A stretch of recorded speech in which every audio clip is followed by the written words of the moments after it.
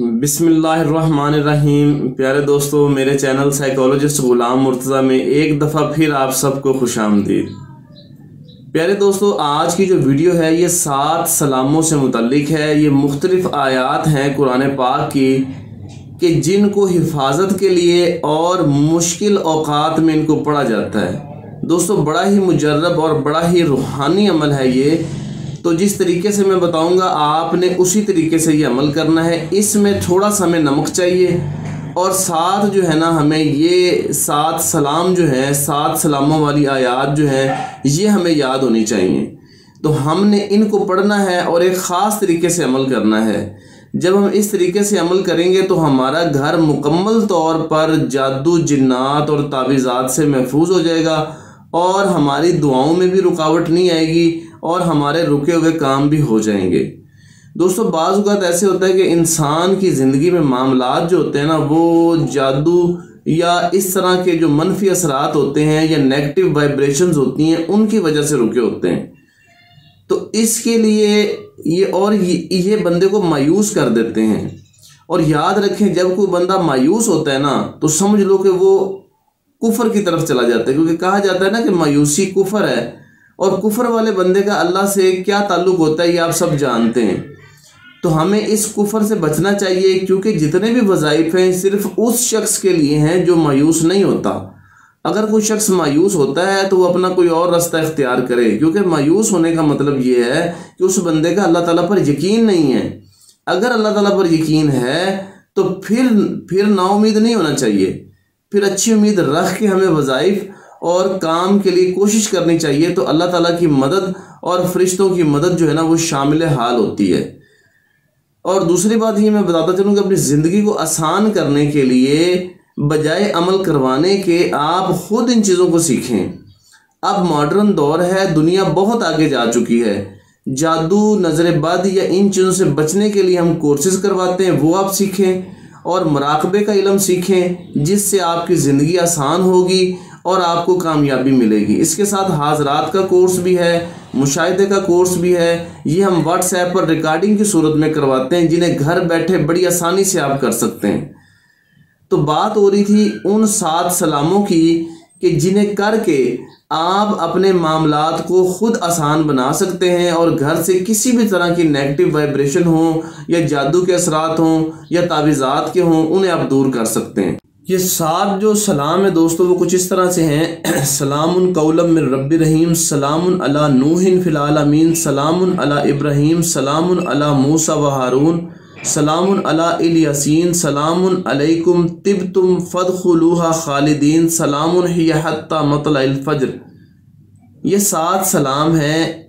इनको अगर आप दिए गए तरीके के साथ करेंगे तो घर में बरकत भी आएगी, क्योंकि रिज़्क जहाँ रुका होता है ना समझ लो वहाँ पे सलामती नहीं होती। तो इस वजीफ़े की मदद से उस घर में सलामती आ जाती। तो जैसे ही सलामती आएगी रिज़्क भी खुल जाएगा।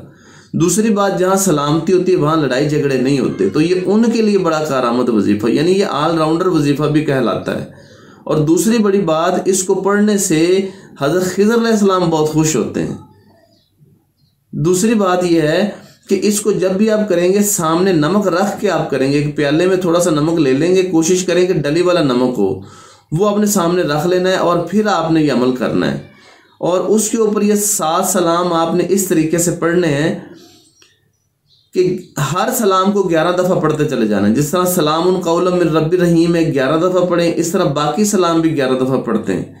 ये सलाम जिन्नात जो नुकसान देने वाले हैं ना या बदरूहें वगैरह हैं उनके मुंह पर एक तमांचा है, यानी वो दोबारा इधर का रुख नहीं करेंगे। ये इतनी यानी इनकी अफादियत है और फजीलत है।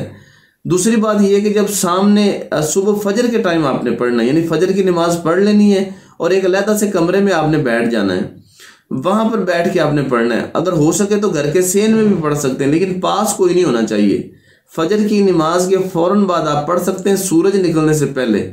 और इसी तरह रात को सोने से पहले आपने इसी तरीके से यानी 11-11 मरतबा इन सलामों को आपने पढ़ना है। और 7 दिनों का वजीफ़ा है। अब 7 दिन वही आपने नमक रखना है और वो जो नमक होगा उसको फिर आखिरी दिन आपने 7 हिस्सों में तकसीम कर लेना है। जब आप उस नमक को 7 हिस्सों में तकसीम करेंगे तो उसको आपने अलग-अलग जो है ना वो छोटी छोटी गिलासियाँ जो होती हैं उसमें डाल देना है। उसमें हो सके तो भरने के लिए और नमक भी डाल सकते हैं, नहीं तो पहले ही आप इतना नमक लेंगे कि 7 गिलासियों में वो तकरीबन आधे से ज़्यादा आ सके। तो वो नमक लेकर घर की 7 मुख्तलिफ जगहों पर आपने रख देना है। जैसे वाशरूम में रख सकते हैं ऊपर, यानी कोई नुकसान ना दे उसको, बच्चे ना गिराएं।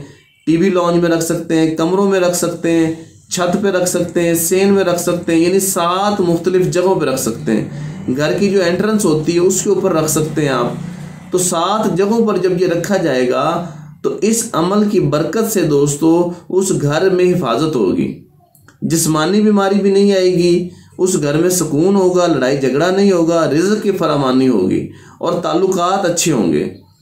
तो दोस्तों ये अमल है, ये आपने 7 दिनों का अमल करना है। 7 दिनों के बाद अगर कोई करना चाहे तो वो फिर इसी तरह से कर सकता है, और 21 दिन ज़्यादा से ज़्यादा आप इसको कर सकते हैं। ठीक हो गया, यानी कि 7-7 दिनों के आप इसको 3 हिस्सों में तकसीम कर सकते हैं, लेकिन ज़्यादातर बेहतर यही है कि आप सिर्फ 7 दिनों के लिए ये अमल करें। ठीक है, और फिर उस नमक को आपने उसी तरह पड़े रहने देना है। तो वो क्या करेगा, वो नमक जो है वो जो भी मनफी असरात हैं उनको खींच लेगा। 21 दिनों के बाद उस नमक को आपने घर से बाहर किसी भी जगह पर किसी को दे देना है, या आपने वो नमक जो है ना वो घर से बाहर रख देना है। बस ये 21 दिनों तक ये अमल करना है आपने। तो इस तरीके से घर पे जो नेगेटिव वाइब्रेशन हो जाएंगी वो होंगी, वो दूर हो जाएंगी। इसमें मज़ीद कुछ पूछना हो तो आप कमेंट कर सकते हैं। बाकी अगर कोर्सेज़ की तफसील लेनी हो या कोर्सेज़ करने हो तो मेरे दिए गए नंबर पर व्हाट्सएप पर आप रब्ता कर सकते हैं या कॉल कर सकते हैं। बहुत शुक्रिया।